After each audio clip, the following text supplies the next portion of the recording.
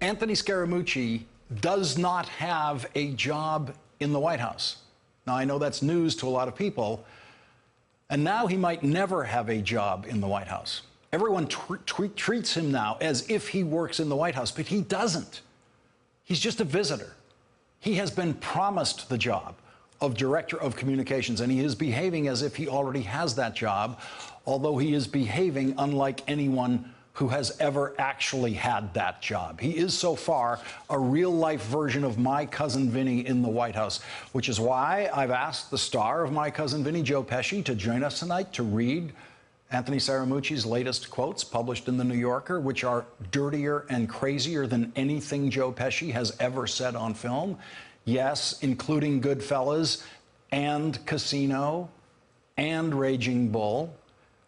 But as you may have noticed, Joe Pesci has basically retired from show business, so we doubt we're going to get lucky and have him call in to do the reading for us tonight. Anthony Scaramucci might be on the verge of finding himself retired from the White House before he actually gets his job in the White House. Anthony Scaramucci is waiting for the completion of the sale of his investment company to a Chinese company before he officially goes on the White House payroll. The sale of his company to a Chinese company must be approved by the Committee on Foreign Investment in the United States. The members of that committee are all Trump cabinet members.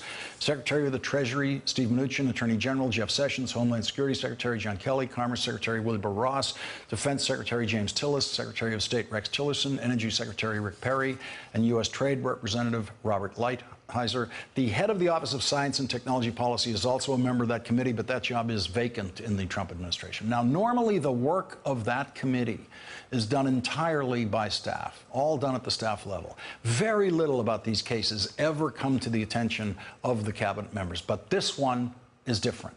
This is now the highest profile person in the Trump White House, and so the case should be given extra scrutiny to make sure that Anthony Scaramucci is not being paid more than the company is worth so that the Chinese company can curry favor with the Trump administration in order to accomplish who knows what, but possibly, certainly including that company's ability to do more business in the United States and buy more assets in the United States that could raise national security issues.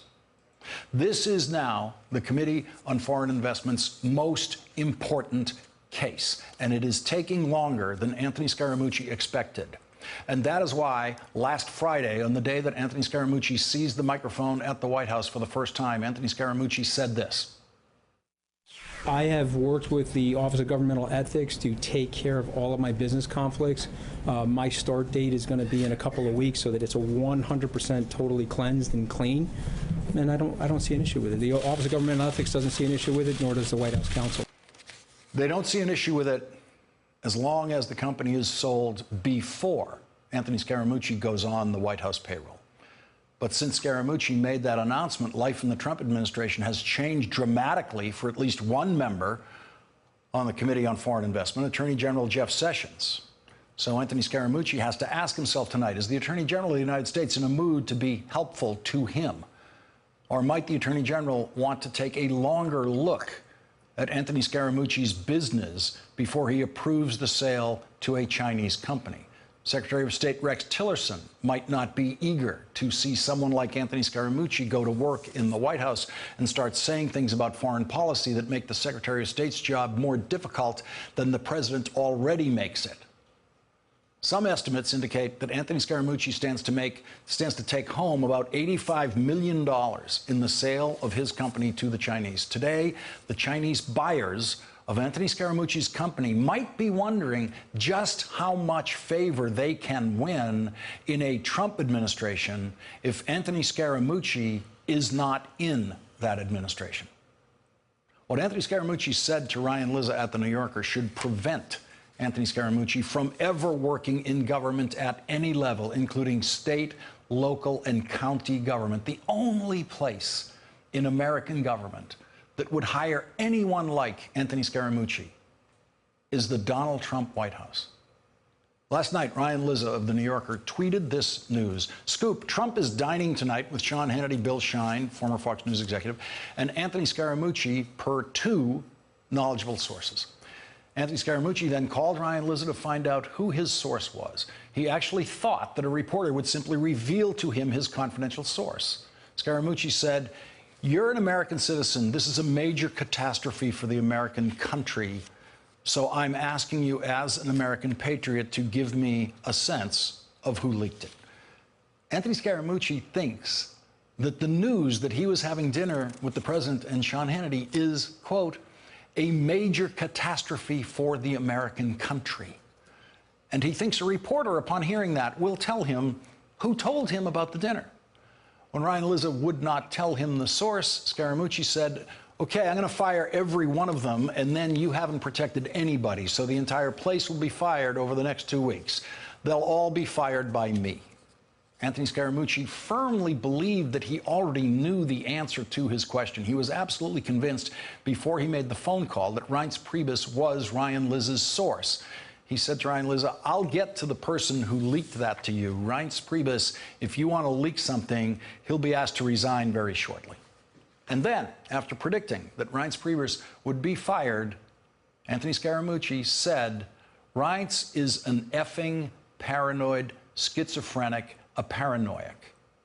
This is from the man who is so paranoid about who leaked his dinner with the president and Sean Hannity that he's calling up a reporter and asking the source for that reporter, and then telling the reporter that he knows who the source is.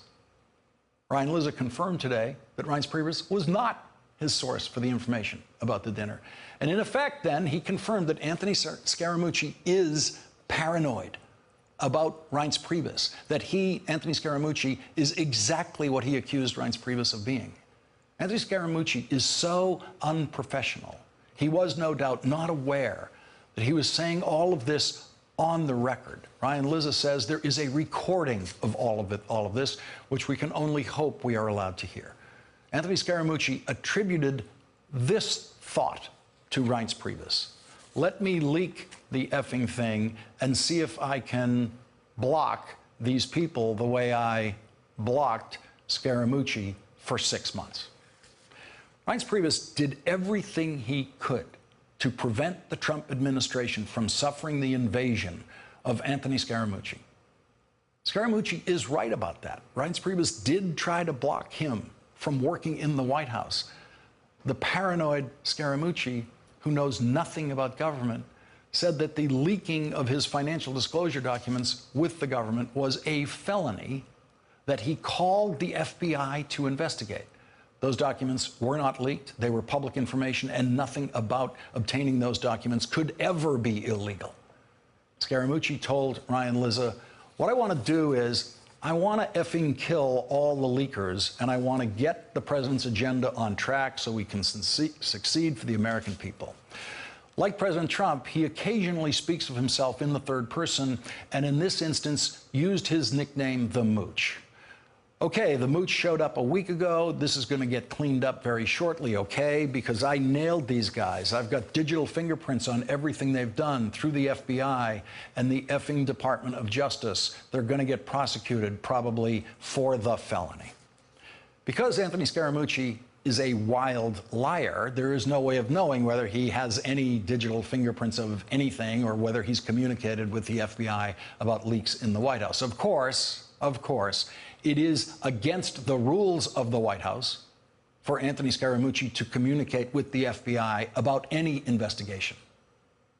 But he wouldn't know that. He expressed his superiority to Steve Bannon this way: "I'm not Steve Bannon. I'm not trying to do things to my own. I'm not trying to build my own brand off the effing strength of the president. I'm here to serve the country." But he has to sell his company first. And that sale to the Chinese has to be approved by the Committee on Foreign Investment.